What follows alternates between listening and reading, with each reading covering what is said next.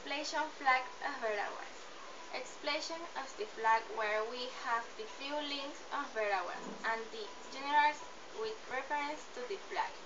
The blue color in the background makes the sky a bit ambiguous about the flag of the Santiago de Veraguas, limited to North the Caribbean, south to the Pacific Ocean.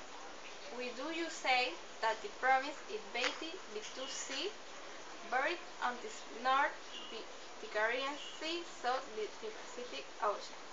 On the east the province of Colón, Coclé, Herrera, Los Santos, and west the province of Chiriquí and Nueve Bugles. It is only province in the Panama with coasting on the Atlantic and Pacific Ocean. Origin of the name.